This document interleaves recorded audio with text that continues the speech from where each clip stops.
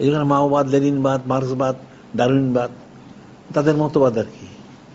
মুসলমান তো মতবাদ থাকতে পারে না। আল্লাহ যখন বললেন মা কানা লিল মুমিনিন ওয়াল মুমিনাতিন ইযা ফাদাল্লাহু রাসূল আমরান আইয়াকুনাহুম খায়রুম মিন আমরিহিম মায়াজিলু ফাকাদ দাল্লা দালালাম মুবিনা।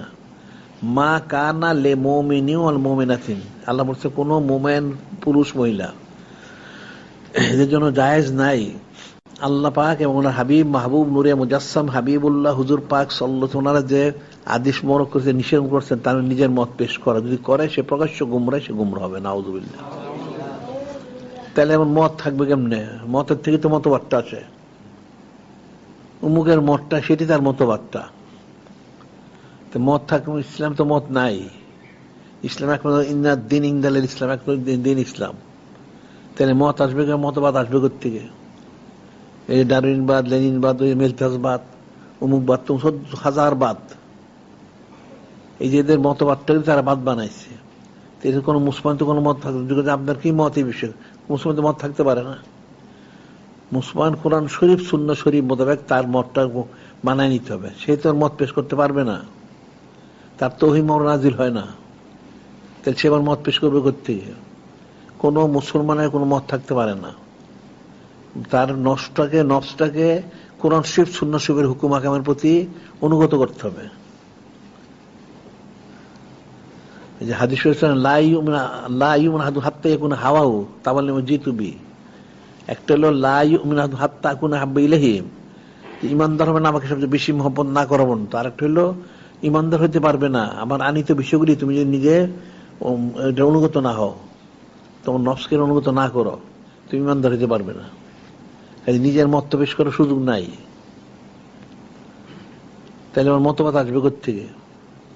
এই যে তার সার্বভৌমত্বের মালিক আল্লাহ পাক, এদের গণতন্ত্রের সার্বভৌম মানুষ। নাউযুবিল্লাহ। এটা হলো, এটা যে ভোটটা দেয় কার কাছে জব্দি করতে হয় না, সে যাকে ইচ্ছে তাকে দিতে পারে। তো শরীয়ত তো এই হুকুম কাউকে দেয় নাই, সে যা ইচ্ছে তা করবে। তাকে কিছু করতে হলে কোরআন শরীফ সুন্নাহ শরীফ মোতাবেক করতে হবে। সে যাকে ইচ্ছে তাকে একটা ভোট দিল, সে সারাদিন কুফরি করলে কুফরি গুণাটা তার কান দিকে পড়লো। নাউযুবিল্লাহ। এটা হলো গণতন্ত্রের এদের সার্বভৌমত্ব, অর্থাৎ সে একচেটে মালিক, সে যাকে ইচ্ছা তাকে দিতে পারবে, না দিতে পারবে তার এখতিয়ার। এটি তো কুফরি। সার্বভৌমত্ব মালিক তো মানুষ, আল্লাহ পাক। আল্লাহু আলা কুল্লি শাইইন কাদির, আল্লাহ সবের ক্ষমতাশীল।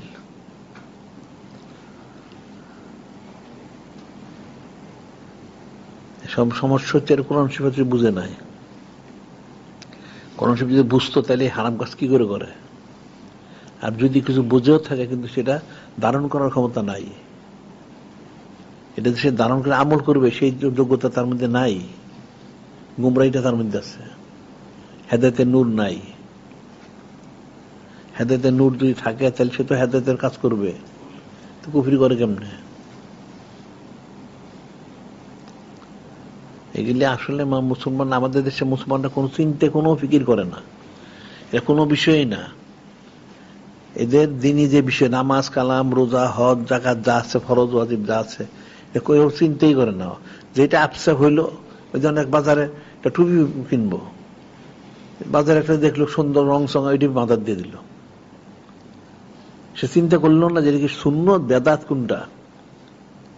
যেখানটা কাজ করতে হলে চিন্তা করতে হবে আমাকে, আমি তো মুসলমান, সেদের চিন্তা করলো না। একটা পাইলে ব্যবহার করা শুরু করলো।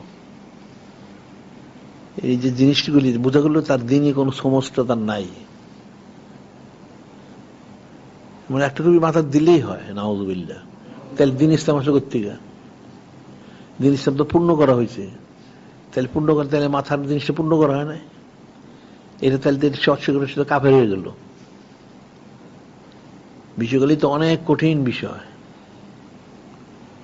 এরা সাধারণ মাসালাগুলি বুঝে না। কে এদেরকে বুঝাইব সারাদিন?